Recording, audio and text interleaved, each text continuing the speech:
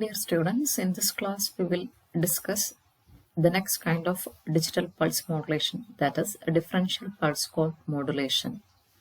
So this differential pulse code modulation is abbreviated as DPCM.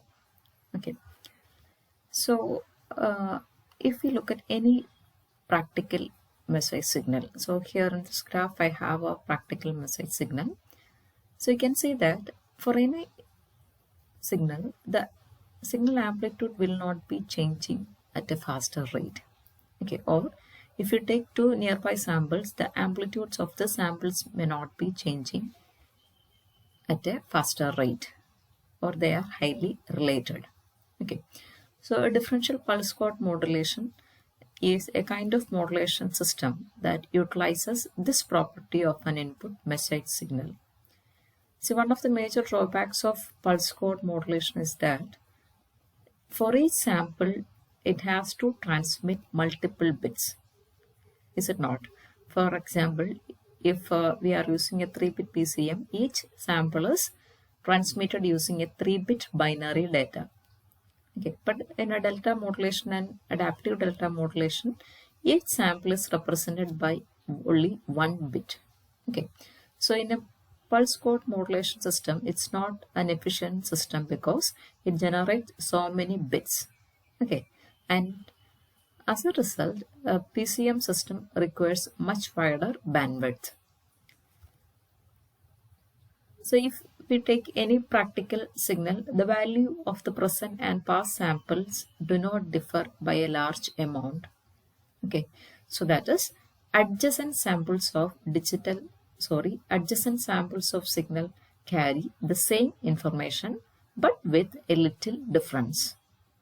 And when these samples are encoded using any digital modulation scheme, that encoded signal contains some redundant or repeating information. Okay, for example, if you look at this waveform, the samples during the time slots 4Ts, 5Ts and 6Ts are having the same amplitude levels, and they are encoded using the bit sequence 110.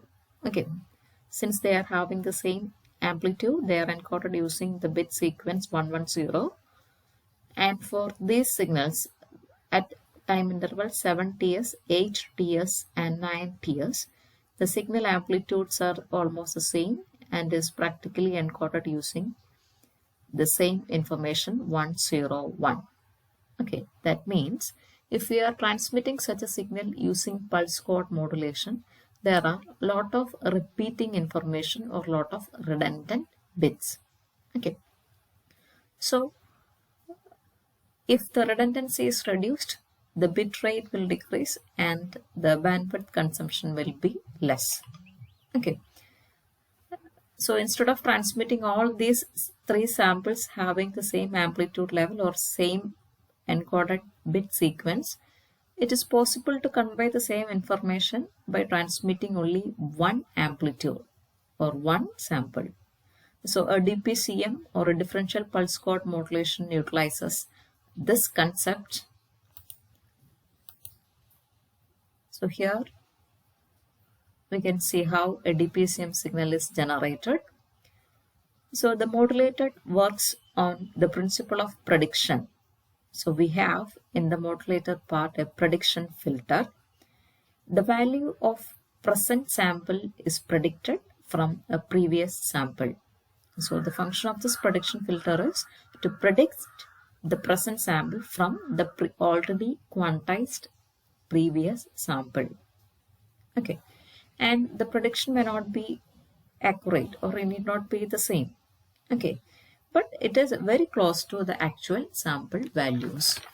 All right, the prediction filter predict the present sample value, and in this comparator, the difference between the actual sampled value and the predicted value is obtained.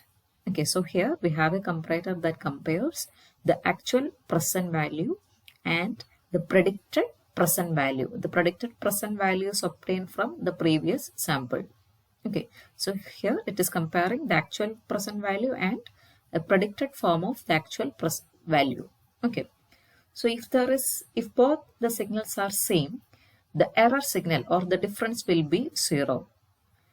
The error signal is represented as E of NTS, and this will be equal to 0 if the output of prediction filter and the sampler will be if they are same. Okay.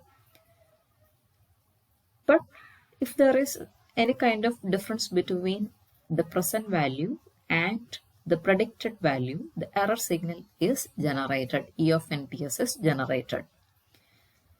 Now we can see that the error signal is then quantized and is again applied to this comparator through this feedback path. Okay, it is fed back to the comparator again through this prediction filter. Okay, so the function of this prediction network is to reduce the difference between the actual present value and the predicted present value. Okay, so if there is any kind of difference between the two, an error signal is generated, and this error signal is fed back so as to reduce the difference between the two. Okay, so in this makes the prediction more close to the actual sampled value. Okay, so what is the purpose of doing this? So instead of transmitting all the samples with the same amplitude levels, a sample is transmitted using, or a sample is transmitted only once. Okay.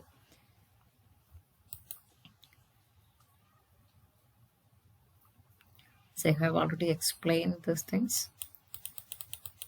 Now let us see the function of a DPCM receiver. So we have at the input side, we have the DPCM input. It's nothing but the bit sequence. So it is first decoded. The function of this decoder is to reconstruct the quantized error signal from the incoming binary signal. Okay, so it is producing the quantized error signal from this input bits. Now the prediction filter output and the quantized error signal are applied to a summer, and as the output we are obtaining a quantized version of the input signal. Okay, so here the input we have a bit sequence. Now it is converted into the quantized version of the input signal.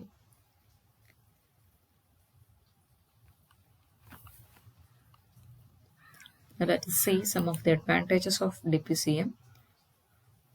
As the difference between X of NTS and X bar of NTS is being encoded and transmitted by the DPCM technique, a small difference voltage is to be quantized and encoded.